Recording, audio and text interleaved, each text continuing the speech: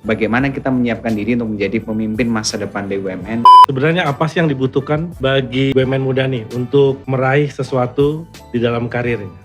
Di Freeport McMoran itu ada 2 orang terbaik Indonesia yang menduduki jabatan strategis di sana, Pak.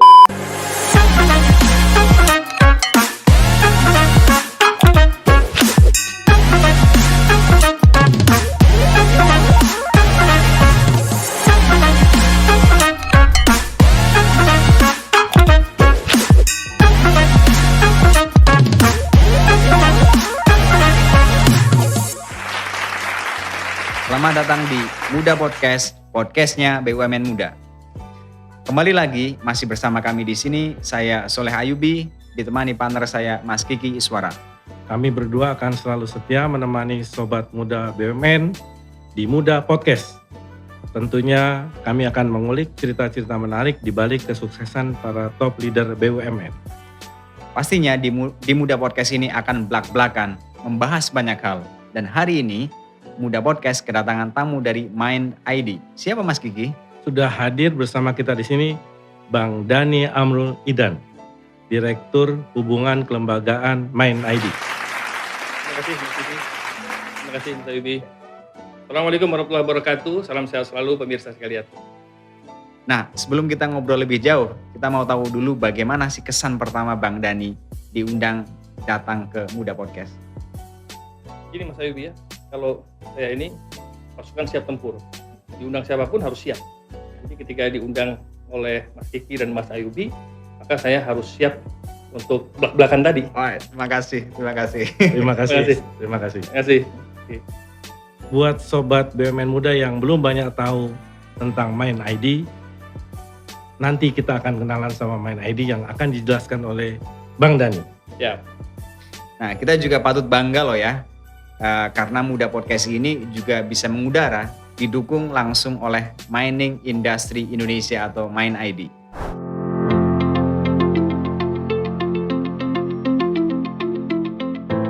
Indonesia memiliki sumber daya alam yang melimpah yang tersebar hampir di seluruh pelosok wilayah.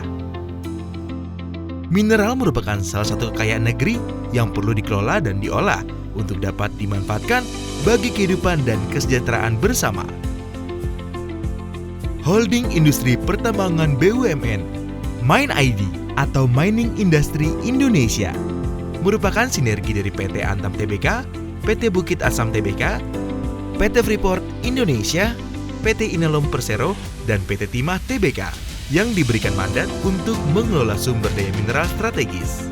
Mind ID hadir untuk mengeksplorasi kekayaan sumber daya mineral Indonesia dari daratan hingga ke lautan, menembus pelosok negeri yang belum terjamah, lalu dengan bijak mengolah dan memaksimalkan potensi bangsa. Mind ID menjadikan sumber daya mineral menjadi sumber kebaikan. Mind ID mengelola berbagai komoditi tambang antara lain batu bara, emas, logam timah, aluminium, nikel, tembaga, dan bauksit. Pengelolaan komoditi tambang tersebut selalu dibarengi dengan inovasi yang memanfaatkan teknologi terbaru. Tujuannya hanya satu, untuk menciptakan peradaban yang lebih baik, lebih maju, dan lebih sejahtera. Tidak hanya mengelola, Mind ID sadar betul akan tanggung jawab sosial kepada masyarakat. Mind ID secara aktif memberikan kontribusi positif bagi pengembangan komunitas masyarakat di berbagai bidang, seperti pendidikan, kesehatan, dan UMKM. Semua itu bertujuan untuk memandirikan masyarakat dalam jangka panjang. Sebagai perusahaan berbasis sumber daya alam, Mind ID juga memiliki tanggung jawab kepada lingkungan. Para anggota Mind ID menjalankan operasional penambangan sesuai dengan peraturan yang berlaku, baik sejak perencanaan maupun pasca penambangan. Selain aspek lingkungan dan pengembangan masyarakat, semua anggota Mind ID juga menerapkan praktek pengembangan yang baik atau good mining practice di semua lini, melalui implementasi sistem manajemen keselamatan dan kesehatan kerja secara konsisten serta berkesinambungan. Pemberdayaan sumber daya manusia merupakan tugas bersama untuk menciptakan bangsa yang kuat dan negara yang makmur. Mind ID bekerja sepenuh hati bersama putra-putri hebat Indonesia. Kami mentransformasi kekayaan sumber daya mineral Indonesia menjadi banyak elemen tak terpisahkan dari kehidupan dan kemakmuran seluruh lapisan masyarakat Indonesia. Dengan satu semangat dan satu cita-cita, Mind ID akan terus menjelajah demi kehidupan, kesejahteraan, dan masa depan bersama yang lebih cerah. Mind ID ini apa sih gitu ya? Jadi tunggu Bang Dani ya, jangan dijawab dulu biar Sobat BUMN kepoin. Ada jawabannya di Muda Podcast ini. Betul juga Mas Ayubi. Kita akan bahas ini lebih dalam lagi. Untuk pertama ini kita akan kenalan dulu dengan Bang Dani. Sobat-sobat Muda BUMN ini di luar sana gitu ya, kepingin tahu bagaimana cerita perjalanan hidup seorang Dani Amrul Ihdan dari zaman kuliah, kemudian masuk ke dunia keuangan ya, hingga akhirnya berlabuh di BUMN yang kini duduk menjadi Direktur Hubungan Kelembagaan Mind ID. Boleh diceritain nih Bang, jadi pengalaman ini harapannya akan menjadi inspirasi, menjadi penyemangat dari rekan-rekan kita di luar sana ya, baik di dalam BUMN, yang tentunya bagian dari BUMN Muda maupun di luar BUMN. Ya, terima kasih Mas Ayubi. Jadi kalau perjalanan hidup saya itu, kalau dibagi episode, itu episodenya panjang. Itu mungkin sinetron terpanjang yang ada di Republik itu kayak sinetron Tersanjung, Mas. Itu kalah episodenya, Pak. Karena panjang, Mas Ayubi. Likunya panjang. Tapi kenapa itu panjang? Karena saya memang dari dulu sudah terbiasa bertekad untuk berjaya di tengah segala keterbatasan. Jadi yang menjadi semboyan hidup saya itu berjaya di tengah keterbatasan. Karena kalau kita memiliki segalanya, lalu kita berhasil, tentu kan orang melihatnya juga ya biasa aja, wajar. Tapi kalau di tengah keterbatasan, di tengah ketiadaupayaan, lalu kita bisa berkreasi, berinovasi, lalu kemudian bisa membuktikan kepada lingkungan sekitar bahwa kita bisa menjadi someone, itu adalah extra mile, extraordinary. Nah, itu challenging ya. Tapi kenapa bisa begitu? Ya itu tadi, perjalanannya panjang sekali. Tapi memang di balik segala perjalanan panjang itu, saya menyimpan banyak hikmah pelajaran kehidupan yang bisa saya ambil hikmahnya untuk merefleksikan terus dalam kehidupan saya untuk menjadi insan hamba Allah yang lebih baik lagi. Baik. Mungkin cerita singkatnya dulu di kuliah di mana, kemudian setelah itu kemana? Cerita nggak? Iya, terima kasih Mas. Saya dulu dibesarkan oleh kakek dan nenek saya ya. Itu kira-kira tahun 1977. Ketika saya umur 2 tahun, Mas Ayubi, itu saya sudah berada di Kabupaten Metro Lampung Tengah dengan kecamatannya Sukadana, kelurahannya Gedung Dalem.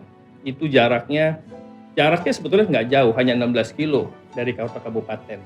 Tapi untuk menuju ke sana, untuk menuju kota kabupaten itu, kita harus nunggu angkot itu 1 atau 2 jam itu Mas Kiki, panjang. Jadi saya TK itu, saya harus nunggu angkot yang bersamaan juga dengan para pedagang sayuran yang akan menjajakan jualannya ke kecamatan dan ke kabupaten.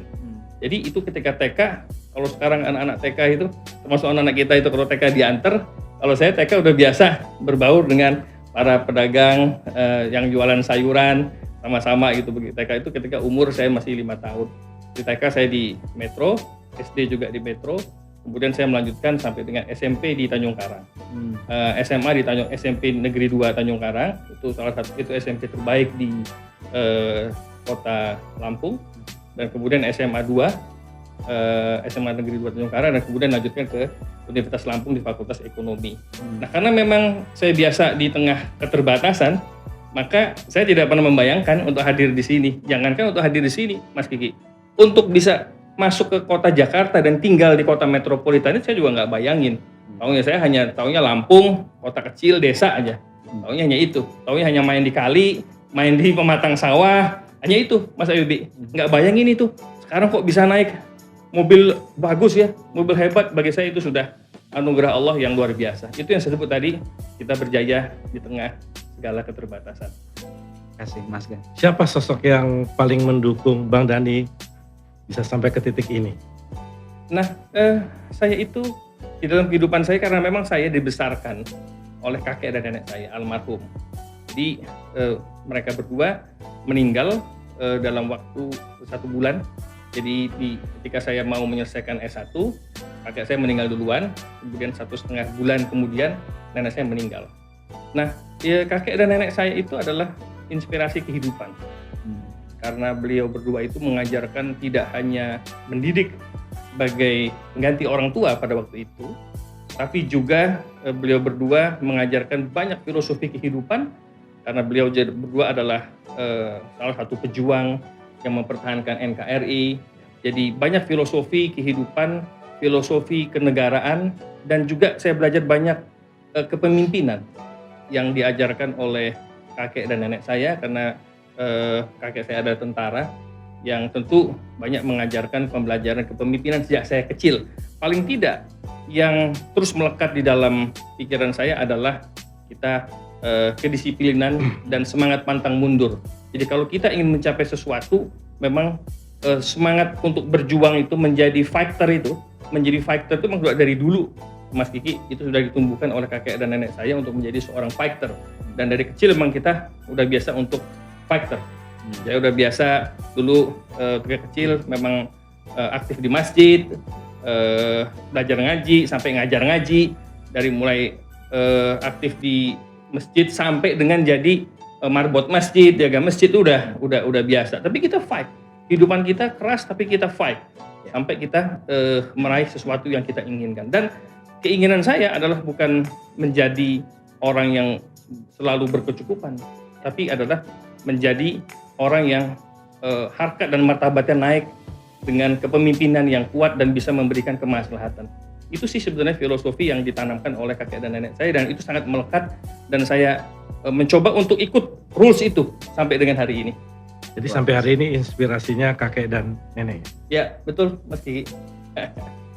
Kalau menurut Bang Dhani sendiri nih, di zaman yang sudah modern seperti sekarang ini, sebenarnya apa sih yang dibutuhkan bagi BUMN muda nih untuk meraih sesuatu di dalam karirnya? Daya juang dan daya tahan. Banyak orang kita itu punya daya juang yang struggle, tapi begitu bisa daya tahan lemah. Ya. Kan daya juang dengan daya tahan itu beda. Ya. Banyak orang fighter, tapi dia tidak punya daya tahan yang kuat. Itu perlu mentality. Nah mental itu perlu di-create, Pak. Tidak bisa ujuk-ujuk datang. Itu perlu di-create. Bagaimana lahirnya seorang pemimpin itu tidak bisa ujuk-ujuk jadi pemimpin, dia harus di-create. Dan create-nya itu harus dengan effort, dengan pengorbanan, sacrifice. Pengorbanannya itu macam-macam pengorbanan. Ada yang pengorbanannya dengan jiwa raga, ada pengorbanannya dengan kekecewaan, ada yang pengorbanannya dengan pernah dizolimi, dianiaya, macam-macam pengorbanan. Dan itu semua proses pembelajaran kehidupan. Di learning curve setiap orang itu berbeda-beda. Sehingga kita harus bisa mengambil contoh, menjadi uswah. Menjadi uswah bagi diri kita, bagi keluarga kita, tapi juga kita bisa mengambil hujah dari orang lain. Orang lain itu telah mengalami dinamika itu, kita nggak boleh melihat pada saat ini, melihat bagaimana pengorbanannya pada masa lalu. Nggak bisa ujuk-ujuk kita lihat, oh sekarang ini nikmat, nggak. Nah kebanyakan kita itu daya juang kita bagus, tapi begitu daya tahan itu kurang, karena mentalitinya agak lemah. Nah jadi pada generasi muda, daya juang dan daya tahan itu harus jadi sebuah irisan yang bersatu, yang terintegrasi, yang nggak boleh dipisahkan. Simpelnya sih gitu. Daya juang, pengorbanan demi meraih cita-cita. Ya, dan biasa kita pakai milestone, Pak. Kalau saya berpikir, filosofi saya sih start small, think big, and fast moving, Mas Ayubi. Ya start small aja, semua mulai dari yang kecil-kecil aja. Yang kecil tapi eksekusi. Jangan gede tapi nggak execute, percuma. Start small tapi think big. Kita punya visi besar, punya dream. Jadi kita sebagai orang BUMN dan pemimpin BUMN memang harus punya big dream. Kalau kita nggak punya big dream, ya nggak usah jadi pemimpin BUMN. Pemimpin BUMN harus punya big dream, harus punya visi besar. Nah, untuk buat visi besar itu maka kita buat roadmap. Tapi untuk membuat roadmap yang lebih besar, kita harus start small. Mulai dari yang kecil-kecil dulu, yang bisa kita execute. Karena kita ini hadir sebagai pemimpin yang dilihat itu bukan hebatnya master plan, Pak. Master plan yes, karena kalau kita gagal membuat rencana, berarti kita berencana untuk gagal. Betul kan, Mas Ayubi ya? Benar. Betul, sepakat Mas Ayubi kan? Sekali kita gagal membuat rencana, ya berarti kita gagal berencana. Maka perencanaan harus bagus, roadmap harus bagus, master plan harus terstruktur dan ada desain yang terukur. Tapi kita at the end of the day yang dilihat itu adalah eksekusi. Kita nggak bisa eksekusi ya nothing. Nah itulah perlunya kita start small, execute dulu. Dari execute itu kita naik ke atas, Pak. Think big, fast moving, cepat. Semua ada progress, ada biasa bekerja on schedule. Nah, kalau biasa kerja kalau nggak ke tim saya Pak, kalau semua on schedule Pak. Kalau nggak ada on schedule kita gatel Pak. Gatel meski gitu kita. Karena yang kita perhatiin itu adalah timetable. Once dia nggak achieve, ya kita juga nggak achieve gitu. Ya. Nah, jadi start small, think big, fast moving. Itulah Mas Kiki. Oke. Nah, ini nyambung ya dari tadi Iya, ke Mas Dani ya, terus sekarang masuk ke Mind ID-nya nih. Iya. Apa rencana besar, apa program besar dari Mas Dani untuk Mind ID? Bisa ceritakan high level, terus nanti kita akan masuk lebih detail lagi. Jadi pertama, visi besar Mind ID itu sudah disusun oleh para pendahulu kita, baik itu direksi, komisaris maupun yang mendirikan holding ini. Itu holding kan didirikan oleh zaman Bu Menteri Ibu Rini Sumarno, kemudian juga Pak Budi Sadikin, dan seterusnya diteruskan oleh direksi yang lain. Itu telah melahirkan visi besar dan itu bagus visinya. Untuk bagaimana menjadi korporasi besar yang mengelola sumber daya alam berbasiskan kepada civilization, prosperity, and brighter future. Ini visinya paten banget Mas Ayubi. Jadi visi yang paten ini think big tadi itu, kita harus punya milestone untuk eksekusi ini. Harus punya tahapan untuk eksekusi ini, gimana bisa civilization, prosperity, brighter future. Nah inilah yang disebut dengan sustainability. Dibilang sustainability itu Mas Kiki, itu bukan kita bicara perusahaannya tok, tapi lingkungan masyarakat stakeholder. Bisnis, ekosistem bisnisnya harus sustain. Nah nanti kita bicara nih tentang sustainability itu apa. Tapi kita mulai dari visi besar itu. Yang harus kita buat timetable-nya, agar yang namanya civilization, prosperity, dan brighter future itu bisa kita mulai dari bagaimana Mind ID bisa mewujudkan kinerjanya tahun per tahun. Sebagai agen pemerintah, agen negara, maka BUMN itu, khususnya Mind ID, ya harus menjalankan program pemerintah. Sekarang Pak Jokowi, Pak Menteri kita, Pak Erik, pesannya kan satu, penguatan hilirisasi. Nah kita harus cerdas Mas Kiki. Bagaimana bisa menangkap dan mengcascading visi besarnya Pak Jokowi, Pak Menteri Erick Thohir ke dalam program kita yang membumi. Gimana nih penguatan hilirisasi ini? Dengan cara apa? Kita harus belajar dong big picture-nya, ekosistemnya, dan kita turunin satu-satu bagaimana penguatan hilirisasi itu. Dalam apa? Dalam program RKAP kita tahunan. Gitu. Nah, ada satu poin tadi ya yang diulang-ulang gitu terkait dengan akselerasi transformasi gitu ya. Nanti kita akan masuk ke lebih detail ke sana, tapi di awal ini sudah kelihatan ya tantangannya luar biasa nih untuk Mind ID. Nah, kebetulan kita juga biasanya nih di sesi kita ada kita bilangnya mystery box gitu ya. Kotak misteri.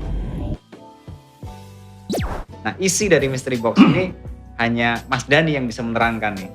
Jadi buat orang lain itu mungkin meaningless, tapi buat narasumber kita biasanya ada cerita di belakangnya. Oh iya. Ada hikmah di belakangnya. Jadi silahkan mungkin dibuka. Ya, namanya mystery Box. box. Nah, ini Ya, mystery aku box. juga nggak ngerti mystery box mystery. Nah, Tapi ini nggak ada rekayasa nih ya? Enggak. Ini Ya, Apa ada ya? Oh ya. Oh ini foto nih. Ada foto. Nah ini yang saya bilang tadi Mas. Nah ini alhamdulillah ini dapat mungkin bisa ini foto. ditunjukkan gitu. Tunjukkan. Nah, itu apa ya? Apa yang bisa diceritakan di sini nih? Iya, jadi ini kakek nenek saya nih, ya kakek nenek saya. Perlu diceritakan sorry. ke BUMN, sobat-sobat BUMN muda. Ini kakek nenek saya, ini keluarga besar. Ini saya di sini nih masih kurus Mas Kiki. Kurus. Ya kan? Kurus. Enggak kayak sekarang nih. Perutnya nih. Masalah kita di perut nih Mas. Ini saya, ini yang lain ini saudara-saudara saya sepupu nih. Saudara sepupu ini kakek nenek saya ini. Ini kira-kira ini waktu itu usianya sekitar 70, atau nenek saya lebih tua. Mungkin sekitar 76 tahun. Nah inilah, ini diambil di rumah saya, di rumah kakek nenek saya di Gedung Dalam tadi, di Lampung Tengah. Lampung Tengah. Dekat dari metro sebenarnya, nggak terlalu jauh. Nggak jauh, cuman menuju ke sana pada waktu itu harus nunggu angkotnya 1 jam atau 1-2 jam. Karena sekolah SD Karena sekolah saya TK, SD di kota kabupaten itu, nunggu angkotnya kalau masuk jam 7:30 waktu itu, ya saya jam 5, setengah 6 pagi udah nunggu angkot. Baik. Ini Luar biasa. sosok yang paling berkesan. Jadi luar biasa ya bahwa sosok sesukses Mas Dani ini ada orang di belakangnya, ada cerita di belakangnya. Dan tentu juga untuk rekan-rekan BUMN muda ya, cari itu ya sosok-sosok yang bisa menginspirasi ya, Ya. sosok-sosok yang bisa memberikan guidance di dalam kehidupan gitu ya. Dan ingat juga ya teman-teman BUMN muda, Anda juga bisa menjadi tokoh inspirasi tersebut Ya. buat keluarga, buat teman dan seterusnya. Dan ini kita mengacu kepada ini, Mas Ayubi. Kita pelajarannya apa? Kita jangan pernah sekali melupakan sejarah.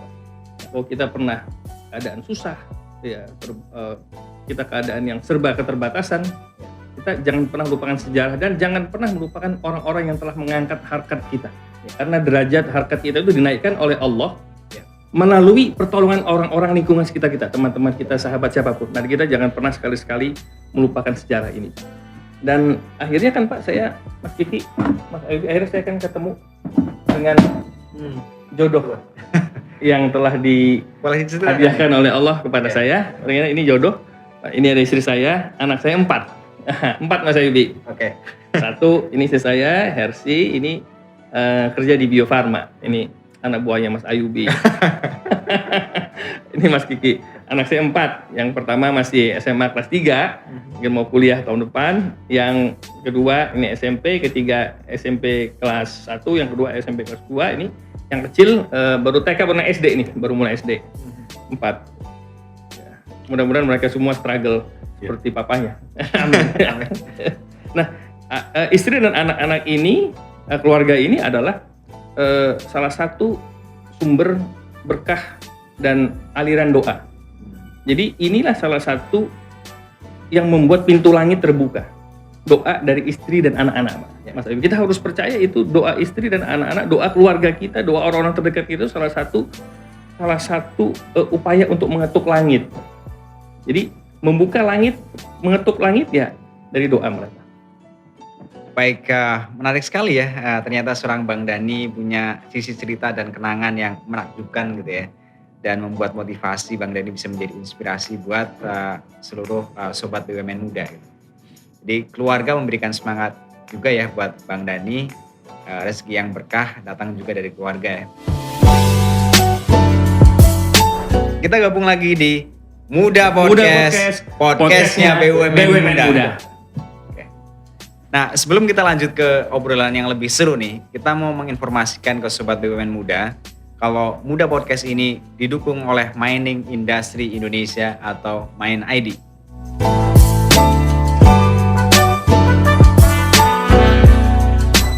Oke, Bang Dani, kita semua tahu ya bahwa Indonesia ini kan memiliki banyak cadangan mineral dan batu bara yang berumur panjang gitu ya.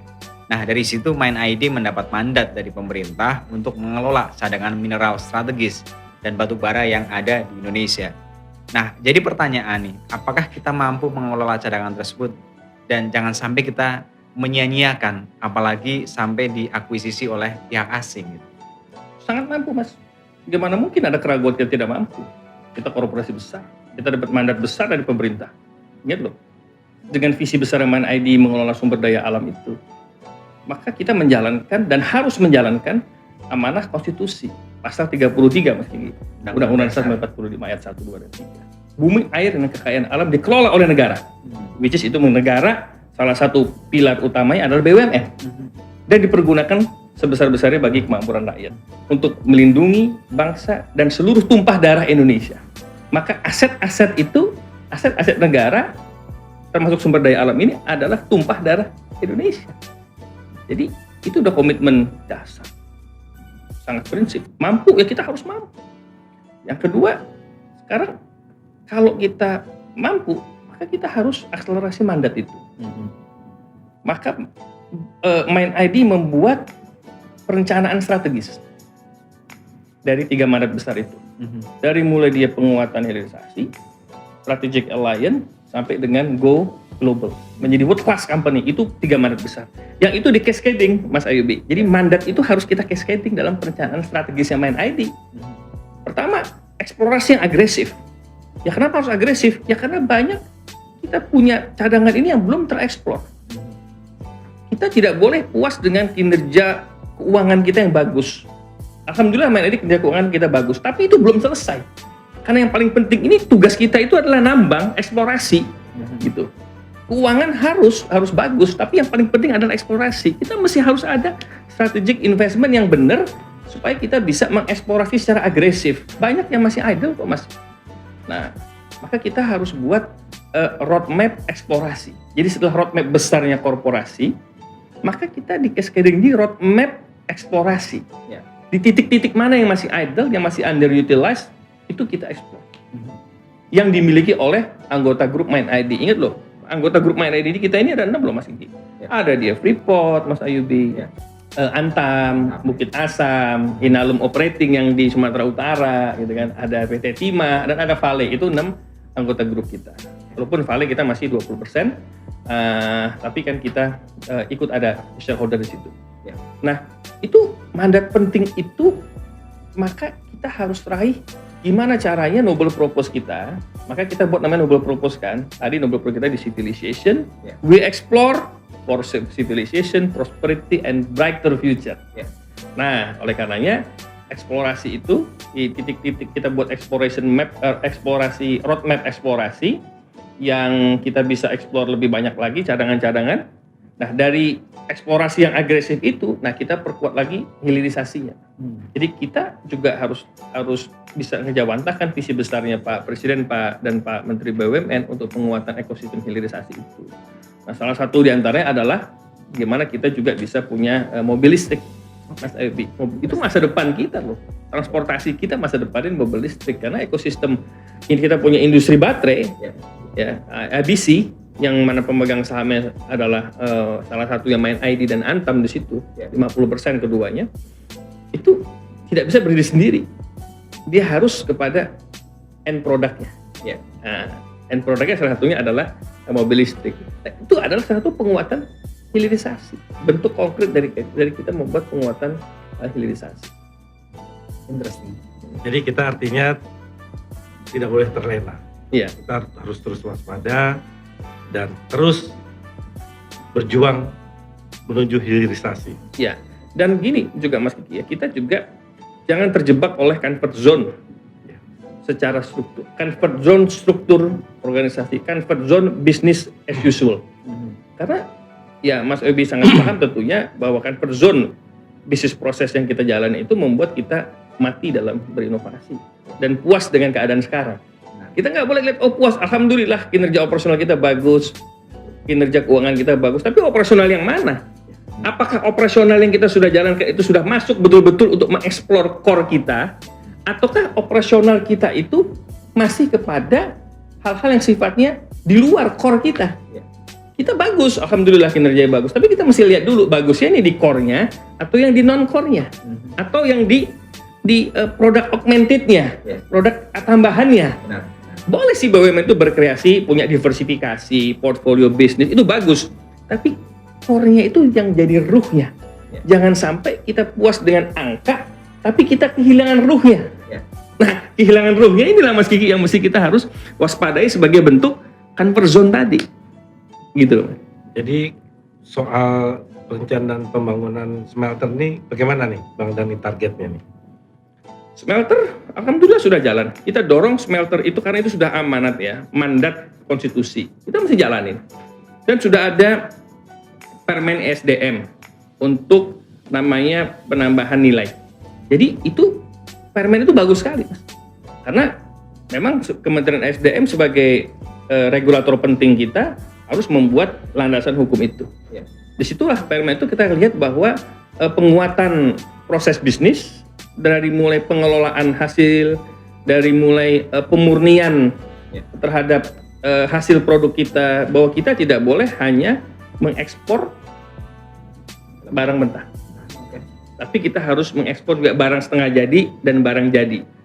Maka itu namanya penambahan nilai. Tujuannya untuk apa? Agar bisa meleverage pertumbuhan ekonomi yang biasanya dapatnya segini, jadi ada multiplier benefit terhadap PDB kita, terhadap industrialisasi, terhadap pengangguran, dan juga untuk pengembangan suatu kawasan.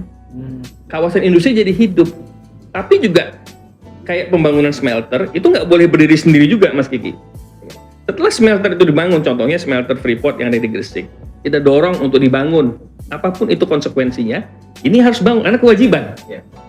Kewajiban kita terhadap negara. Ini kita mesti bangun, Mas. Nah, tapi setelah dibangun, kita juga harus bisa pastikan bahwa ini bisa dimanfaatkan. Industrialisasinya harus bagus. Harus juga bisa dimanfaatkan bagi industri lain untuk menghasilkan end product. Sehingga industri lain juga harus support. Tapi regulator, pemerintah juga kita dorong supaya juga bisa menciptakan kawasan industri di sekitarnya sehingga bisa memanfaatkan dari pembangunan smelter Freeport itu yang ada di Gresik. Apakah itu limbahnya, Mas, bisa dimanfaatkan bagi industri pupuk, ya, petrokimia gitu, bahkan bisa dimanfaatkan limbahnya. Atau kayak bagi industri yang lain untuk bisa melahirkan sebuah end product. Nah, Jadi sumber pertumbuhan baru di situ ya. jadi sumber pertumbuhan baru bagi daerah, bagi masyarakat, nganggur. Tapi kawasan industrinya juga harus hidup.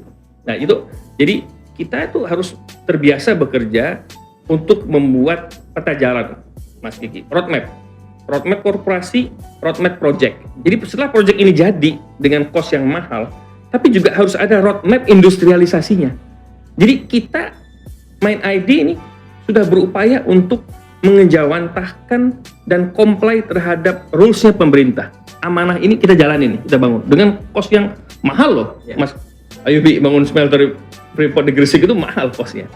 Tapi itu nggak apa-apa, itu kita harus jalankan sebagai kewajiban kita.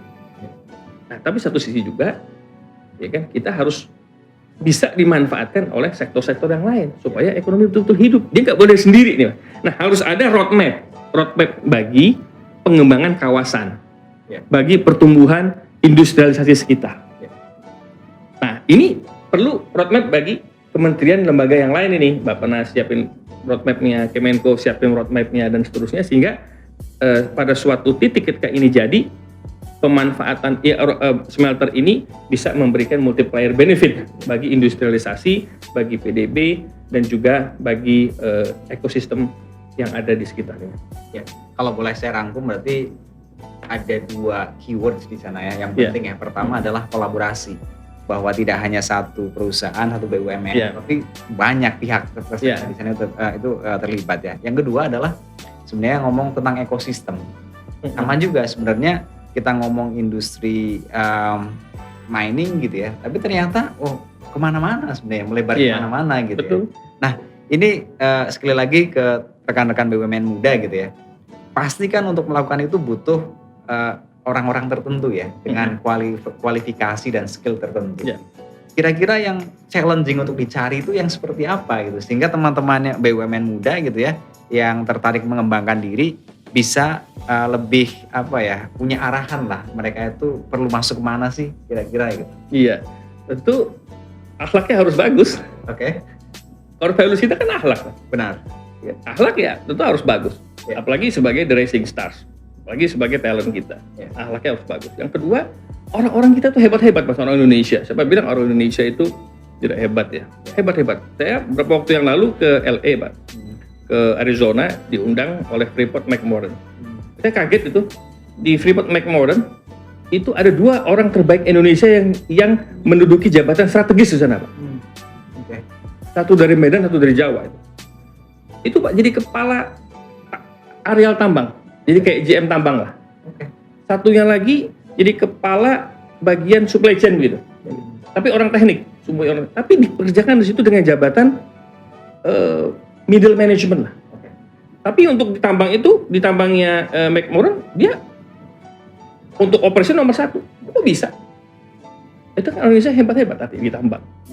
Nah, alhamdulillah kemarin kan Pak Menteri kan buat program untuk narik orang-orang di luar, diaspora, untuk masuk ke Indonesia.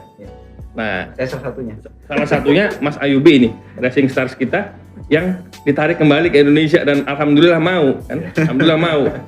Nah, dan sekarang kan di-challenge kan masuk ke Bio Farma untuk membesarkan Bio Farma. Nah, ini kan salah satu, kita harus cari Ayubi berikutnya, Mas Kiki. Nah, Ayubi berikutnya itu kan harus dicari, kita kan juga harus ngasih sweetener ya dong, Mas Kiki. Ya, mereka udah dengan dapat segala fasilitas dan kelebihan di sana, masa kita nggak ngasih sweetener? Ya tentu kita harus bangun juga dong idealismenya, merah putihnya harus dibangun. Ya jujur aja mungkin Mas Ayubi kalau ke sini pendapatannya tentu kan mungkin nggak segede di sana. Tapi kan ini merah putih. Benar. Demi merah putih kita bicara. Nah, idealisme itu kan harus dibangun. Tapi ya juga harus realistis, nggak kecil-kecil amat juga Mas Diki kan. Karena idealisme dengan ekonomi itu memang kadang-kadang iring-iringan tuh. Iring-iringan. Kita jujur aja kan. Kalau terlalu jomplang juga nggak bisa. Nah, tugas kita ya kita juga harus merubah sistem kita mesti. Kita nggak bisa sistem human capital kita, HR kita juga nggak boleh kaku. Nggak boleh kaku. Jadi kebanyakan sistem di BUMN itu kan untuk HR, karena kebetulan saya sekarang di direktorat saya sebagai direktur hubungan kelembagaan, saya juga menangani human capital Mas Kiki.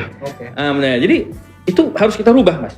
Sistem rekrutmen, sistem reward and punishment, sistem compensation and benefit yang ada di BUMN itu juga masih harus kita adjust. Kita sesuaikan agar para talenta-talenta hebat diaspora di luar yang hebat itu bisa ada sweetener ke sini gitu loh. Memang nggak bisa sebesar itu, tapi ada sweetener yang membuat mereka bisa naik, mereka bisa datang. Itu mesti kita rubah. Maka kita rubah nih, kalau di Mind ID kita harus coba rubah Mas. Jadi nggak berdasarkan kepada usia apa segala macam, tapi kita juga lihat track record. Jadi kita tuh kalau di human capital kita rubah itu ada range-nya. Nah, kita bisa bermain di range itu berdasarkan pengalaman, track record segala macam. Nanti Ada adjustment. kalau ada merit system di adjustment. Adjustment gitu, kayak gitu deh. Gitu Mas. Jadi talenta kita siap untuk menjawab tantangan global itu. Kenapa? Karena memang sistem pengkaderan kita memang jalannya bagus sekali Mas ya. Kita punya program SDM itu dari mulai program rekrutmen dan program Explorer. Ini tadi nih barusan saya dari Kopassus Mas. Jadi program Explorer kita itu orang-orang anak-anak muda nih berbakat yang kita seleksi dengan seleksi yang sangat ketat. Mereka betul-betul masuk shortlist dan di shortlistkan lagi. Nah, kita rekrut nih, masuk namanya program Mind ID Explorer. Nah, itu mereka sekarang setelah kita training, sekarang mereka dididik sama Kopassus. Untuk apa Mas? Untuk hidupkan kembali idealismenya. Diperkuat lagi idealismenya untuk NKRI dan Merah Putih. Kita harus sadarkan mereka Mas Ayubi, para explorer kita ini, talenta-talenta muda Mind ID yang baru bergabung itu, bahwa mereka itu sebagai state agent, sebagai agen negara, supaya nanti kalau sekarang ini udah kita udah tertanam ini dalam benak, dalam top of mind-nya mereka bahwa mereka sebagai state agent negara. Ketika mereka nanti menjadi top management, idealisme itu nggak mudah. Bahwa mereka sebagai agen negara. Dia kita agen negara itu gimana sih? Mas Ayubi, ya dia harus jalanin perintah negara. Itu korporasi ya. Karena dia BU, badan usaha. Ya memang kita harus bicara profitisasi. Karena kita store dividen kepada negara. Tapi MN ini ada milik negaranya. Nah, itu harus tertanam dari awal mereka itu sebagai state agent. Agen negara nih. Nah, sehingga ketika dia di tengah nanti jadi manajer, jadi kepala divisi, SEVP, terus sampai dengan top management, board member, idealisme mereka sebagai agent negara, sehingga mereka harus comply terhadap negara, which is negara itu punya pemerintah. Ya harus comply lah dengan pemerintah.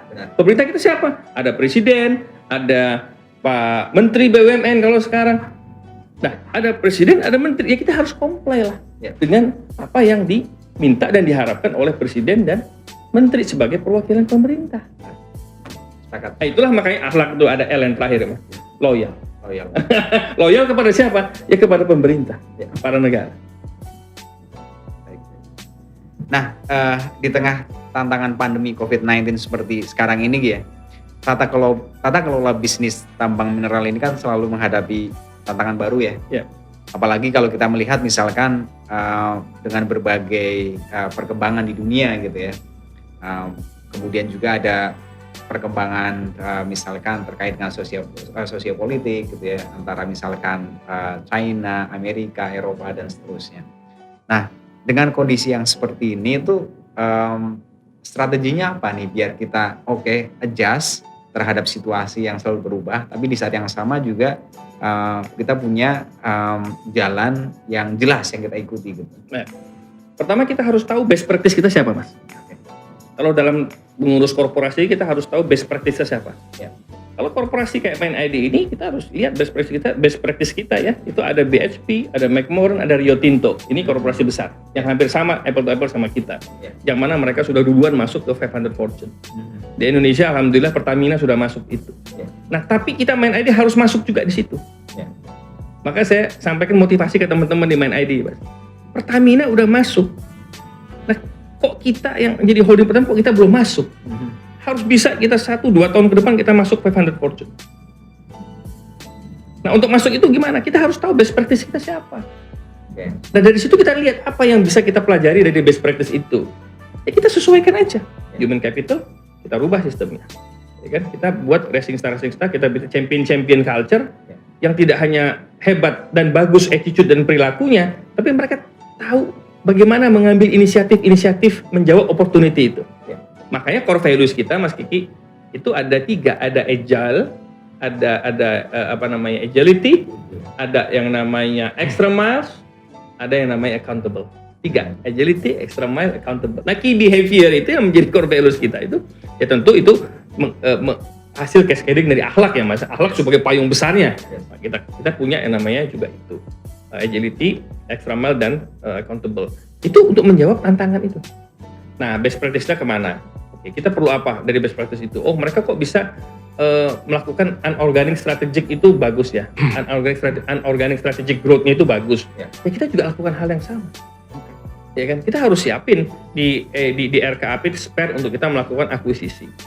Tapi akuisisi yang benar. Ya. Akuisisi yang terukur yang bisa memperkuat proses bisnis kita dan tentu memperkuat hilirisasi umpamanya. Nah, itu salah satu strategic and organic growth yang kita bisa ikutin dari partner-partner kita di luar best practice-nya. Yang kedua, mereka hebat ngapa? Ya karena mereka punya mereka fokus kepada core-nya. Yang diperkuat ya core-nya itu. Eksplorasi yang mereka perkuat. Mereka juga berpikir keuangannya mereka bagus ya. Mereka juga ada mungkin mereka juga ada trading company-nya segala macam. Itu bagus, Pak. Tapi mereka tidak pernah meninggalkan dari core bisnisnya itu. Benar. Dibesarin core bisnisnya. Dan yang ketiga juga dukungan dari pemerintah. Pemerintah juga harus mendukung. Kalau kita mau menjadi korporasi besar, Mind ID ini mau kayak Rio Tinto, kayak McMoran, ya, kayak BHP, kuat. Maka dukungan pemerintah juga harus kuat. Ya. Kuatnya bagaimana? Ya, aturan-aturan itu harus mendukung korporasi. Aturannya tidak boleh aturan yang menghambat korporasi. Ya, pemerintahnya harus kuat. Stakeholder regulatornya juga harus membuat peraturan pemerintah permen yang juga related dengan pengembangan korporasi. Ya, aparat penegak hukumnya, Mas Kiki, mohon maaf, ya juga harus bisa fit juga dengan kebutuhan kita, dengan ala korporasinya, gitu. Kan kita berpikir ya, Mas Ayubi ya, kita mengelola korporasi, kita kadang-kadang juga takut nih sebagai pemimpin nih, aduh takut temuan ini, kejaksaan, takut BPK, takut ini macam-macam. Tapi kita kan juga yakin ya, kalau kita nggak ada fraud, nggak ada conflict of interest, Mas Kiki, kita insya Allah selamat nih. Ya, selamat husnul khotimah dunia akhirat, insya Allah. Kalau nggak ada, amin. Conflict of interest dan fraud tadi. Tapi kan kadang-kadang nggak bisa juga begitu, Mas. Kalau ada prosedur lah, ada aturan-aturan lah yang kita mungkin nggak kita sadari kita langgar. Nah, sehingga ini juga perlu quote and quote agility dan kolaborasi yang baik antara korporasi BUMN dengan regulator untuk lembaga-lembaga penegak hukum. Jadi lebih bagus kita sering datengin lembaga-lembaga penegak hukum itu, Mas. Even itu KPK, Kejaksaan, Polisian, BPK, semua kita datengin untuk bicara preventif. Preventif. Daripada setelah terjadi itu udah kuratif. Kalau udah kuratif itu udah hukum, kita nggak bisa intervensi, nggak bisa masuk lagi ke area itu. Tapi kalau kita preventif kita masih bisa nih, lebih bagus. Maka saya lebih senang kita bisa sering ngopi-ngopi dengan teman-teman kejaksaan, dengan teman kepolisian, dengan BPK, kita ajak ngopi-ngopi untuk apa? Untuk kita bicara preventif. Ini ada program begini, ada aksi korporasi yang mau kita jalanin, ini opportunity besar, tapi ini gimana nih? Smoothingnya gimana? Nah, jadi kita terbuka dari awal. Ngitung unit cost juga demikian. Alhamdulillah kan kayak BPKP siap membantu kita. Kita juga sering minta bantuan kepada BPKP, Pak, untuk mengevaluasi deh, sama-sama duduk untuk melihat unit cost project kita gimana. Kan itu kan bagian daripada preventif. Benar. Yang penting kita terbuka aja Mas Kiki. Ya. Ini loh angkanya segini, unit costnya segini, peluangnya begini. Kita terbuka aja. Lalu dari teman-teman di penegak hukum kan juga bisa memberikan check and balance kan, di awal untuk memitigasi kita dalam membuat keputusan. Masuk di Kementerian BUMN kan juga ada tim kawal BUMN Iya, gitu yang cukup membantu. Betul, juga betul, ya. Mas. Betul. Sangat bantu tuh tim kawal BUMN itu. Sangat bantu. Kita bisa minta advice-nya di awal ya. Kita terbuka aja. Maka kalau tadi saya bilang tidak ada conflict of interest dan tidak ada fraud, ya kita jalan lurus aja. Nah, makanya kita sebagai direksi BUMN juga nggak boleh juga extra baggage, Mas. Nggak boleh juga banyak bagasi kepentingan banyak gitu kan. Ya kita mesti harus tegak lurus aja. Dari situ kan kita plong nih, kita mau bicara apa aja, kita mau minta pendapat apa aja, ya proyek-proyek terbuka, semua terbuka aja, open. Kita open mind, open source, open heart. Ada nggak arahan khusus dari Pak Menteri kita, Pak Menteri Erick Thohir terkait dengan poin-poin tersebut tadi? Pak Menteri sudah banyak mengarahkan kita lewat mandat tadi, memberikan mandat. Yang kedua, Pak Menteri itu kan orang yang sangat visioner, dengan kepemimpinan yang kuat, ditunjang oleh core values akhlak tadi, yang harus kita bumikan. Jadi akhlak yang core values akhlak yang bagus ini kan harus dibumikan. Sehingga ada perubahan perilaku, perubahan kepemimpinan, perubahan attitude dalam semua insan BUMN. Nah, Pak Menteri selalu memberikan pesan, baik itu pesan yang secara terbuka maupun eksplisit, untuk kita menjalankan roda kepemimpinan di BUMN itu agar sesuai dengan mandatnya. Nah, kita harus cerdas, Mas Ayubi. Sebagai direksi BUMN, kita harus cerdas mengejawantahkan arahan dari Pak Menteri. Kita nggak boleh ada arahan A, kita jalanin A itu bagus. Tapi kalau A, arahan A, lalu kita bisa A aksen, jadi A plus. Itu disebut dengan extra mile tadi. Extra mile. Benar. Itu tidak boleh arahan A jadi A. Itu biasa. Tapi A jadi A plus, artinya kita bisa mengejawantahkan itu dengan cerdas. Nah, untuk mengejawantahkan arahan Pak Menteri dengan cerdas, kita juga perlu frekuensi dream team yang bagus, yang juga punya frekuensi yang sama untuk mengejawantahkan itu. Benar.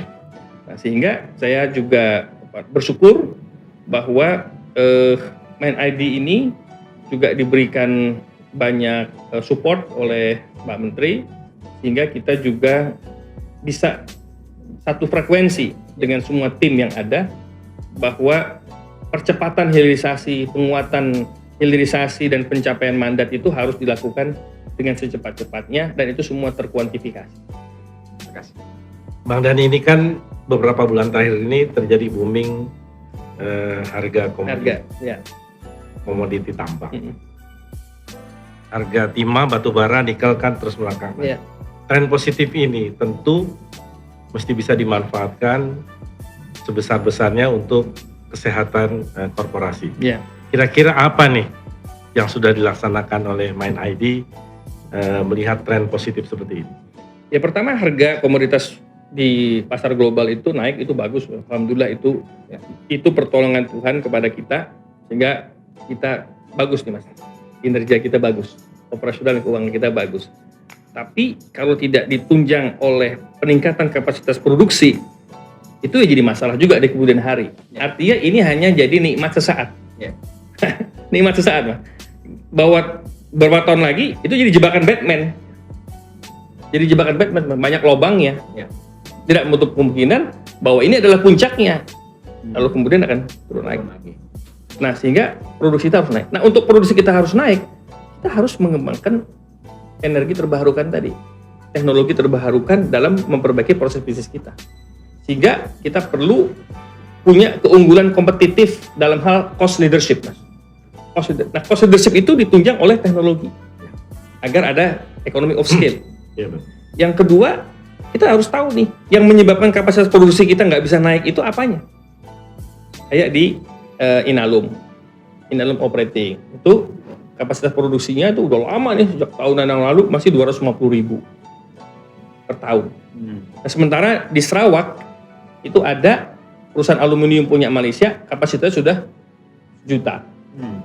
Kita baju tahun masih segitu loh. Oh kenapa? Oh karena pasokan listrik, karena bahan bakunya alumina. Maka kita buat yang namanya PT BAI untuk membuat namanya smelter alumina. Kan?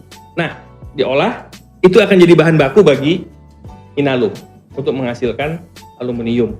Kapasitasnya ditambah itu. Kalau ini nanti jadi, maka kapasitas produksinya nambah. Bisa jadi 700.000 dan bahkan bisa 1 juta dalam waktu 3-5 tahun ke depan. Nah, itu salah satu breakthrough, Mas. Jadi kita harus tahu, kalau ini pasar global lagi bagus, kesempatan kita untuk membuat breakthrough operation, breakthrough production, agar kapasitas kita bisa naik. Jangan kita terlena dengan komoditas dunia yang lagi booming, tapi kita lupa menyiapkan roadmap production dan menambah kapasitas produksi kita. Baik. Nah, ini pertanyaan berikutnya sedikit berbeda gitu ya. Jadi konsep holding ini kan sangat gencar ya akhir-akhir ini gitu ya. Nah, banyak yang bertanya sebenarnya fungsi dari holding itu untuk apa sih gitu ya. Dan mungkin bisa cerita peran Mind ID sebagai holding company untuk anak-anak perusahaan itu seperti apa ceritanya? Baik, Mind ID itu kan akan disetting menjadi investment holding. Nah, sekarang ini memang bentuknya masih dianggap sebagai operational holding juga. Belum sepenuhnya menjadi investment holding ataupun strategic holding. Nanti ke depan setelah betul split off ini selesai, jadi PP-nya selesai, kemudian jadi split off jadi Mind ID, maka Inalum akan jadi entitas sendiri, PT sendiri, dan nanti ke depan Inalum akan di IPO-kan. Mind ID bentuknya seperti apa? Ini dalam tahap finalisasi kajian untuk pengembangan manajemennya, dalam bentuk hasil korporasi ke depannya gimana ya untuk Mind ID ke depan masih dalam tahap pengkajian ya, apakah nanti Mind ID akan di IPO-kan atau dia stand alone. Nanti ini kita masih dalam tahap diskusi ya.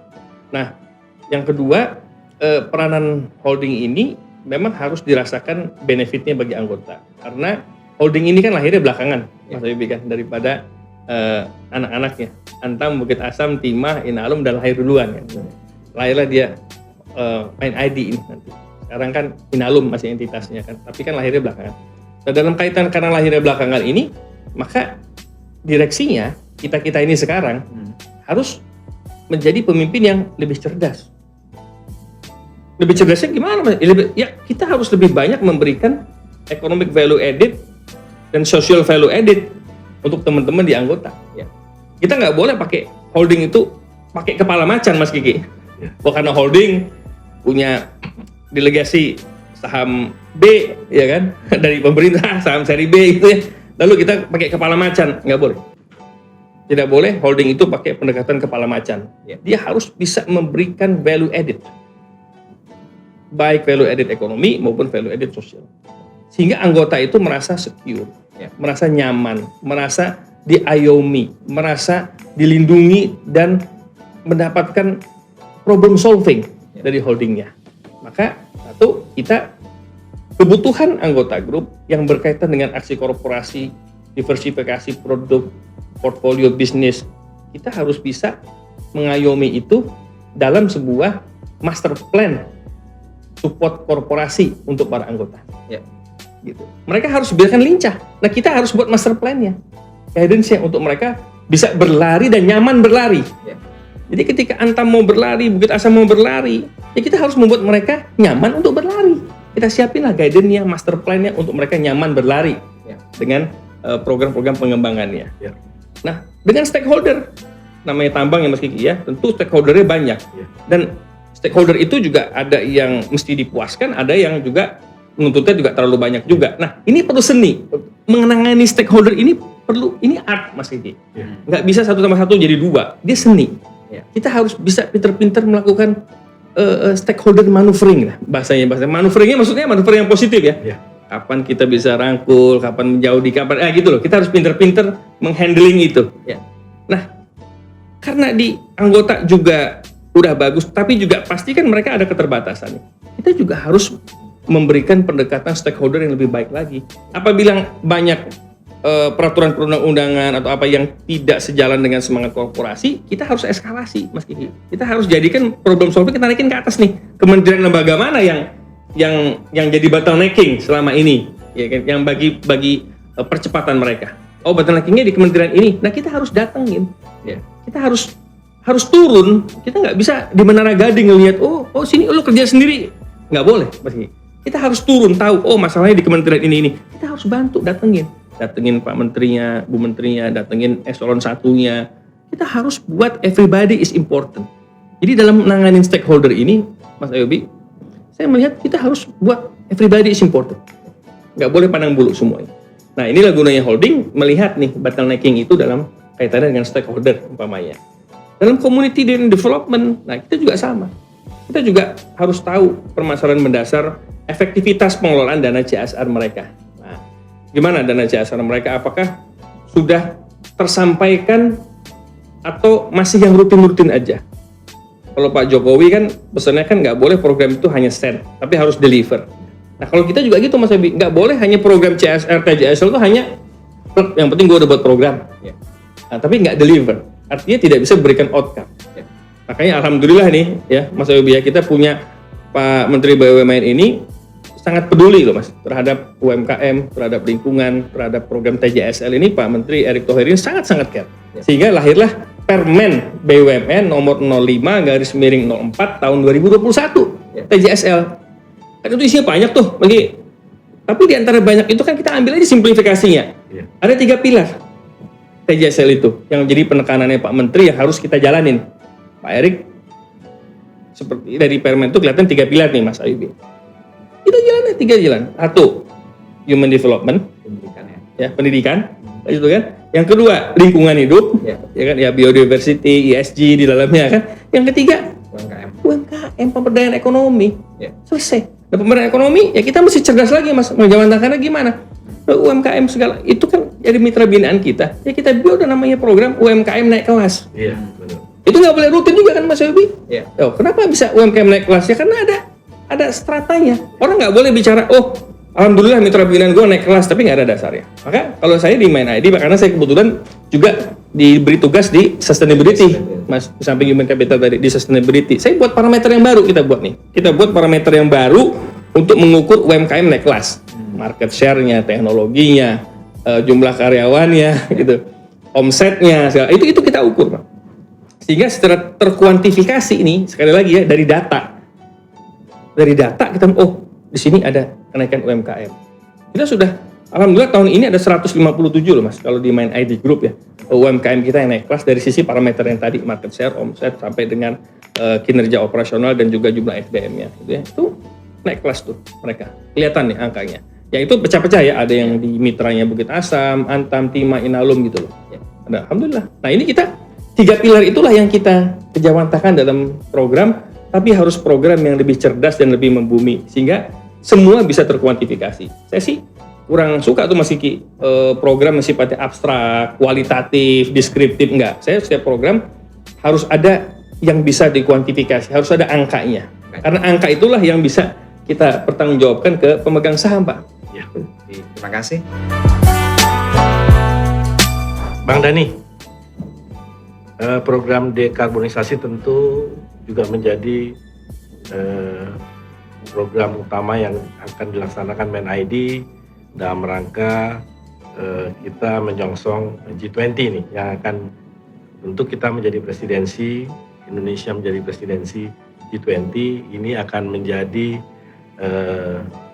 maskot untuk kita laksanakan, termasuk juga kita menuju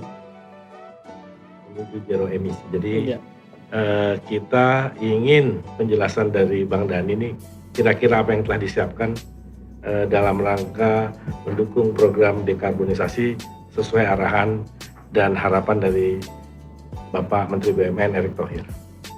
Untuk menindaklanjuti arahan Pak Menteri BUMN, Mas Kiki, maka kita akan buat namanya tadi saya sampaikan Sustainability Pathway tadi. Di dalam 6 pilar Sustainability Pathway ada 2 pilar penting yang saling terintegrasi yang nggak bisa dipisahkan, yaitu pertama Environment and Climate Change atau ESG, dan juga apa yang disebut dengan Smart Mining Operation.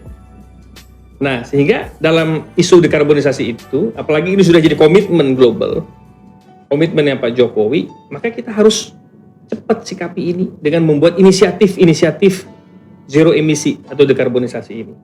Kita bagi 3 scoop Mas Kiki.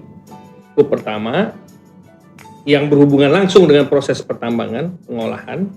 Scoop kedua yang berhubungan langsung tapi juga bisa tidak langsung, dan yang ketiga adalah yang tidak langsung berhubungan. Nah, yang bisa kita langsung eksekusi adalah yang scoop pertama dan scoop kedua. Ya kan? Nah, scoop pertama tadi batu bara kita ganti. Bahan bakar fosil itu ada batu bara, ya kan? Nah, itu kita bisa ganti nih menjadi batu bara dan biofuel kita ganti menjadi LNG. Nah, dengan digantinya menjadi LNG itu akan mengurangi emisi itu sekitar 0,1 juta lah kurang lebih. Nah, saat ini Mas Kiki ya, Mas Ayubi ya, kita itu kalau kita menjalankan business as usual saja yang sekarang ini dalam hal operasi ya, pengolahan kita, itu tahun 2030 Mas Ayubi itu akan ada 8,3 juta ton emisi karbon CO2 tahun 2030 nih kalau kita business as usual aja ya. Nah, begitu kita buat inisiatif dekarbonisasi dari mulai berganti bahan bakar tadi, fosil tadi menjadi LNG dan seterusnya dalam hal mengupgrade teknologi kita dalam proses produksi, itu kita bisa menurunkan jadi 7,4 juta ton. Jadi ada 1,4 1,5 gitulah ya penurunannya dari program dekarbonisasi, dari inisiatif perubahan pola dekarbonisasi tadi. Jadi itu inisiatif pertama. Yang kedua yang berkaitan dengan electricity. Nah, ini kan ada hubungan juga dengan PLN kan, electricity. Itu juga kita perbaharui. Kita rubah modelingnya. Nah, untuk skop kedua ini yang berkaitan sama electricity ini, itu kita ada penurunan 0,1 juta sendiri loh. Itu cukup signifikan ya. Ya kalau digabung kan jadi cukup signifikan angka-angka itu. Nah, skop 3 ini yang nggak langsung nih, kayak transportasi, mitra, rekana. Nah, makanya contohnya di Bukit Asam nih Mas Ayubi ya, kita sudah ganti nih transportasi kita di dalam itu mau pakai bis listrik. Oke. Pakai bis listrik. Nah, itu masuk di skop 2 itu. Skop 2 yang menunjang proses produksi ya, di skop 2 tadi. Nah, itu memang dampaknya kelihatan untuk dekarbonisasi. Nah, dari awal tadi saya bilang, kita ini kalau bergerak ini ya start small, think big, fast moving. Ya kita jalankan aja yang kecil-kecil dulu yang bisa mengurangi emisi. Karena itu sudah jadi komitmen, ya kita mesti jalanin. Nah, makanya ini 3 scoop tadi kita jalanin untuk mencapai yang namanya zero emisi, sehingga end product juga bisa dikurangi tentunya, dan juga kita membuat beberapa terobosan lain mengeksplor step out opportunity yang di luar itu. Di luar yang rutin-rutin. Kita lagi cari nih toolsnya dalam hal exploring step out opportunity untuk melakukan strategi dekarbonisasi yang di luar bisnis proses yang sekarang. Ya, kayak yang kita sebut apa namanya CCUS ya, Capture, Carbon, Utilization, and System. Artinya dalam proses produksi nanti energi baru terbarukan akan diusahakan dimanfaatkan secara optimal. Iya, betul. Baik, terima kasih Bang Dhani penjelasannya gitu ya. Dan kita akan masuk ke pertanyaan terakhir nih dari kami. Permintaan sebenarnya. Boleh nggak diberikan pesan khusus kepada Sobat BUMN muda? Bagaimana kita menyiapkan diri untuk menjadi pemimpin masa depan BUMN dan tentunya pemimpin masa depan Indonesia? Pertama, jangan takut untuk membuat breakthrough inisiatif taktis di lapangan. Karena BUMN muda biasanya itu lebih lincah, Mas. Dengan pikiran-pemikiran yang borderless ya, yang lebih kreatif lah gitu. Nah, itu harus disupport, Mas. Kita sebagai pimpinan BUMN harus mensupport yang muda-muda ini, rising stars ini untuk berpikir extraordinary. Ya, biarkan mereka pada koridornya. Yang kedua, kita juga di Mind ID ya, dan di BUMN lain saya berharap harus ada ruang untuk anak-anak muda berpikir extra miles di luar yang rutin itu. Biarin aja. Wah, ini terlalu jauh gimana begini, nggak apa-apa. Anak muda memang harus berpikir out of the box, bahkan kalau perlu there is no box. Nah, Kalau perlu dari snowbox nggak apa-apa. Biasakan mereka untuk quote and quote berpikir liar. Tinggal kita organize. Ya. Kita organize. Jadi jangan takut para BUMN muda untuk mengambil inisiatif taktis di lapangan dan dorong pimpinan-pimpinan kalian semua untuk bisa membuat keputusan dengan cepat. Untuk tidak takut, selagi tidak ada fraud dan conflict of interest, lakukan breakthrough inisiatif taktis di lapangan untuk mencapai visi besar BUMN kita. Terima kasih. Nah, terkait dengan Mind ID ini ya sebenarnya masih banyak sekali yang ingin kita bahas, apalagi tentang pengembangan bisnisnya gitu ya. Kalau digali-gali terus bisa nggak selesai nih Muda Podcast gitu ya dalam satu episode ini.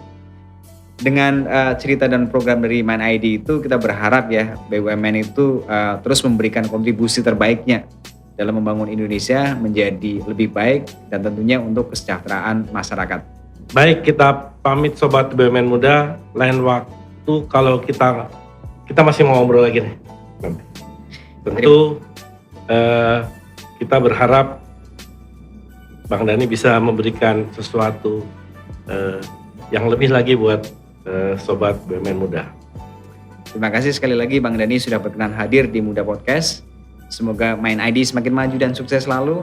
Dan Sobat BUMN Muda, kami pamit undur diri. Saya Soleh Ayubi dari BUMN Muda dan rekan saya Kiki Suara dari Red Merdeka pamit undur diri. Stay tuned with us. Muda Podcast, podcastnya BUMN Muda.